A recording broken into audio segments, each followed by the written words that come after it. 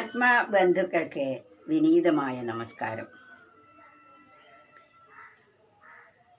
ആത്മാവിൻ്റെ അല്ലെങ്കിൽ ഈശ്വരൻ്റെ വൈഭവമാണ് ഈ പ്രപഞ്ചം മുഴുവൻ നിറഞ്ഞിരിക്കുന്നത്. സർവ വസ്തുക്കളിലും അന്തര്യാമിയായി ഇരിക്കുന്ന ആ പരമ്പൊരുളിൻ്റെ കഴിവുകളും സൗന്ദര്യവുമാണ് ഈ പ്രപഞ്ചത്തിലുടനീളം നമുക്ക് കാണാൻ കഴിയുന്നത്. അതിനെ വികൃതമാക്കുന്നത് നമ്മുടെ തെറ്റായ ധാരണകൾ മാത്രമാണ്. തെറ്റായ ധാരണയുണ്ടാകാൻ കാരണം ആത്മാവിൻ്റെ വൈഭവം അറിയാത്തത് കൊണ്ടാണ്. ഈശ്വരൻ്റെ വൈഭവം അറിയാത്തതിനെയാണ് മായ അല്ലെങ്കിൽ അജ്ഞാനം എന്ന് പറയുന്നത്. ആ അജ്ഞാനം കൊണ്ടാണ് അല്ലെങ്കിൽ മായ കൊണ്ടാണ് നമുക്ക് ആത്മാവിനെ അറിയാൻ കഴിയാത്തത്. ആത്മാവെന്നാൽ എല്ലാത്തിലും അതിക്രമിച്ച് ഇരിക്കുന്ന ശക്തി വിശേഷമാണ്. അതിനെ എടുത്തു മാറ്റാൻ ആരാലും സാധ്യവുമല്ല.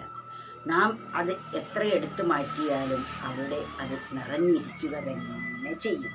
അത്തരം ശക്തി വിശേഷമാണ് അത്. എന്നാൽ അതിനെ അറിയണമെങ്കിൽ നമുക്കതിൻ്റേതായ ചര്യകളിൽ കൂടി നീങ്ങിയാൽ മാത്രമേ നമ്മുടെ മനസ്സിനെ അതിന് അറിയാൻ കഴിയുകയുള്ളൂ. അതുകൊണ്ട് ഒരു കവി പറയുകയാണ്, മായാകാര്യങ്ങളാൽ മൂടി പോയതാമാത്മവൈഭവം ഭക്തി സാധനയാൽ വീണ്ടും തെളിയിച്ചു വിളങ്ങുവിൻ. അതുകൊണ്ട് നാം എന്തു ചെയ്യണം?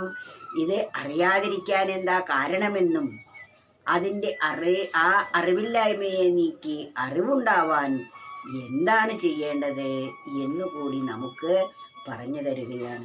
മായാകാര്യങ്ങളാൽ മൂടിപ്പോയതാമാത്മവൈഭവം.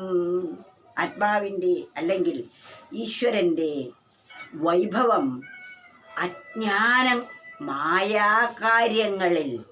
മായാകാര്യം എന്നാൽ ഈ ലോകത്തിലെ വീട്, ധനം, അതുപോലെ കുടുംബാദികൾ, ബന്ധങ്ങൾ, സുഹൃത്തുക്കൾ, ഈ ലോകത്തിൽ കാണപ്പെടുന്ന സർവ വസ്തുക്കളും ഞാനെന്നും എൻ്റേതെന്നുമുള്ള തോന്നലിൽ, അതാണ് അഹന്ത മമത.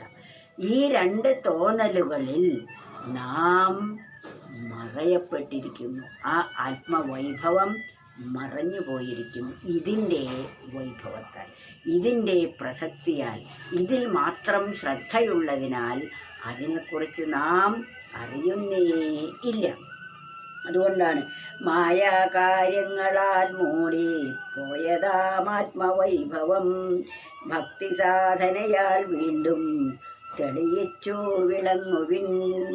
ആ മായാ കാര്യങ്ങളെ നാം നിർവീര്യമാക്കണമെങ്കിൽ എന്തു ചെയ്യണം? ഇതിനെല്ലാം ആധാരമായിരിക്കുന്ന ആ പരമശക്തിയെ നിരന്തരം നമ്മുടെ മനസ്സിൽ പ്രതിഷ്ഠിക്കണം. ആ പ്രതിഷ്ഠിക്കണം എന്ന് പറയുമ്പോൾ അവിടെ ഇല്ലാത്തതാണ് എന്ന് ധരിക്കരുത്. നാം ഒരു ക്ഷേത്രമുണ്ടാക്കി അതിൽ ഒരു പ്രതിഷ്ഠ നടത്തുന്നു. ആ പ്രതിഷ്ഠ നടത്തി അതിൽ ദൈവത്തെ ആരോപിക്കുന്നു, ഈശ്വരനെ അതിൽ ആരോപിക്കുന്നു. അതുപോലെ നമ്മളിൽ നിറഞ്ഞിരിക്കുന്ന ഈശ്വര ചൈതന്യത്തെ നാം അവിടെ കൊണ്ടുവന്ന് പ്രതിഷ്ഠിക്കേണ്ട ആവശ്യം ഇല്ല. അത് അവിടെ തന്നെയുള്ളതാണ്. പക്ഷേ നാം അതിനെ അറിയുന്നില്ല എന്ന് മാത്രം. അതുകൊണ്ട് അറിയാത്ത വ്യക്തികളോട് മാത്രമാണ് അതിനെ പ്രതിഷ്ഠിക്കുന്നു എന്നെല്ലാം പറയുന്നത്. പക്ഷേ അത് നിശ്ചലമായി ഉറപ്പോടുകൂടി നമ്മുടെ ഓരോരുത്തരുടെയും ഹൃദയാന്തർഭാഗത്ത് അല്ലെങ്കിൽ ദേഹം മുഴുവനും അതിൻ്റെ പ്രവർത്തനമാണ് നിറഞ്ഞിരിക്കുന്നത്. ആ തരത്തിൽ അതിനെ ബോധിച്ച് മനസ്സിൽ നിരന്തരം ആ ഈശ്വര ചിന്ത നിലനിൽക്കുകയാണെങ്കിൽ നമുക്ക് ആ മായാകാര്യത്താൽ മൂടിപ്പോയ ആത്മവൈഭവത്തെ അറിയാൻ കഴിയുന്നു. ഭക്തിസാധന കൊണ്ട്. എന്താണ് ഭക്തി?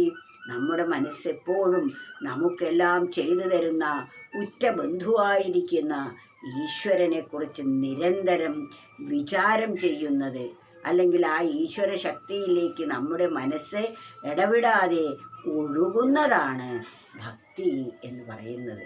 ആ ഭക്തി കൊണ്ട് നമ്മുടെ മനസ്സ് ലോകത്തിലേക്ക് ഒഴുകാതെ ആത്മാവിലേക്ക്, അവിടെ നിന്നാണ് മനസ്സ് വന്നിരിക്കുന്നത്, തൻ്റെ ഉൽപ്പത്തി സ്ഥാനത്തേക്ക് തിരിച്ചോടുന്നതാണ് ഭക്തി എന്ന് പറയുന്നത്.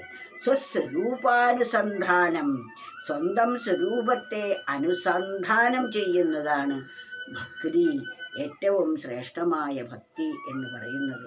നമ്മുടെ സ്വരൂപം അത് തന്നെയാണ് എന്ന അറിവ് നമുക്ക് നഷ്ടപ്പെട്ടു പോയി. നാം ഈ ദേഹമാണ് എന്ന് തെറ്റിദ്ധരിച്ചു പോയി. ആ തെറ്റിദ്ധാരണ നീക്കണമെങ്കിൽ അതിനെ സംബന്ധിച്ച അറിവ് നേടുകയും ആ അറിവ് നേടിയതിനനുസരിച്ച് നാം നിരന്തരം ഭാവന കൊണ്ട് അതായിത്തീരുകയും ചെയ്യുന്നു.